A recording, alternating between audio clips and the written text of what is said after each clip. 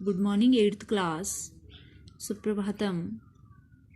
जैसे आपको पता है हम अपना द्वितीय पाठ पढ़ रहे थे मम यात्रावृतम, जिसमें हमने आज तक पाठ को पढ़ करके प्रश्न उत्तर करे थे।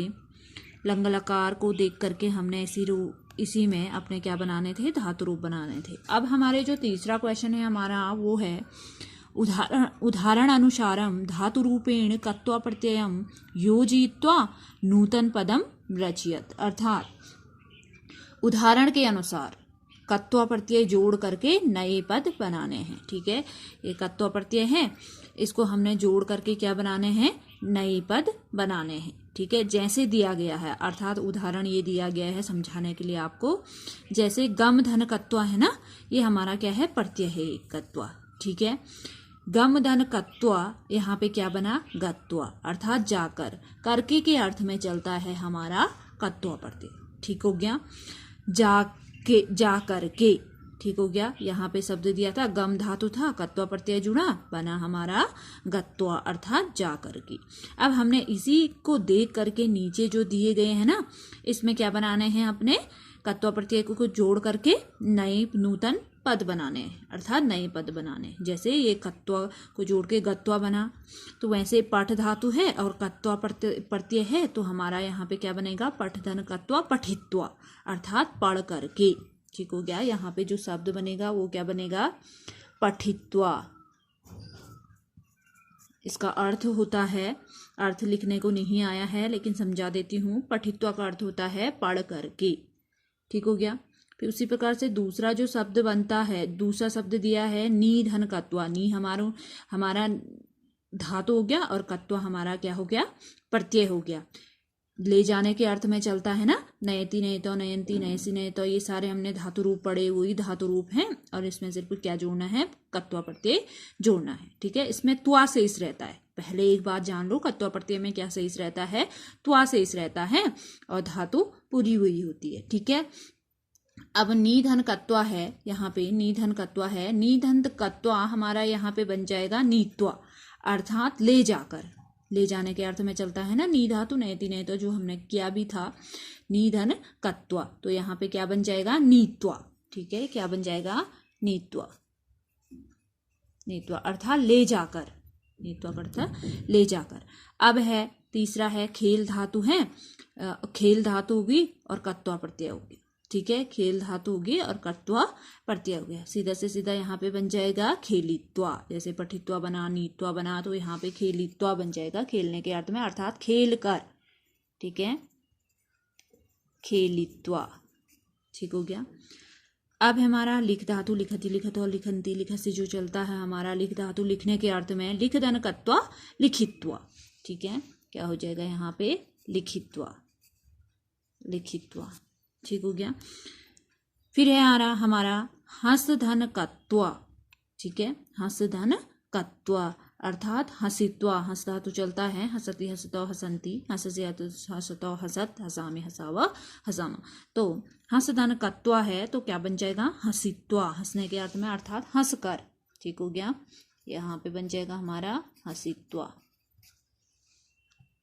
फिर है दृष्टन कत्वा, देखने के अर्थ में, दृष्टवा बनता है, देख कर, अर्थात देख कर, दृष्टन कत्व अर्थात देख कर, यहाँ पे हमारा बन जाता है दृष्टवा।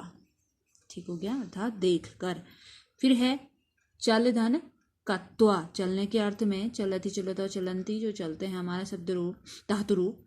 चल धन कत्वा अगर जोड़ दिया हमने कत्वा प्रत्यय, तो क्या बनेगा, चलित्वा। मैंने कहा है त्वा ही शेष रहता है कत्वा प्रत्यय में। ठीक है, तो यहाँ पे क्या बन जाएगा, चलित्वा। फिर है पत धन कत्वा, गिरने के अर्थ में, पतति पततो पतंती, पतसी पतति पततो पतंती, पतसी पततो पतत, पतामी पताओ पताओ, गिरने के अर्थ में चलता है, तो यहाँ पे पत धन कत्वा, तो गिर करके पतित्वा हो जाएगा। ठीक है, यहाँ पे क्या जो हो जाएगा, पतित्वा आया। ये हमारे क्या थे, कत्वा प्रत्यय थे, जो हमने धातु में जोड़ करके बनाने थे, पद नूतन पद तैयार करना था। जैसे हमने पठधन कत्वा करा, तो पठित्वा, खेलित्वा, खेल धातु हो गया, हंस धातु हंसित्वा, चलिता चलित्वा, नीत्वा, लिखित्वा, दृष्ट्वा, पठित्वा। ठीक है, इसमें त्वा शेष रह जाता है हमारा कत्वा प्रत्यय में। ये हमारा हो गया चौथा क्वेश्चन। अब हमारा पांचवा जो क्वेश्चन है इसमें वो है अधोलिखितानि वाक्यानि घटनाक्रम अनुसारम लिखत।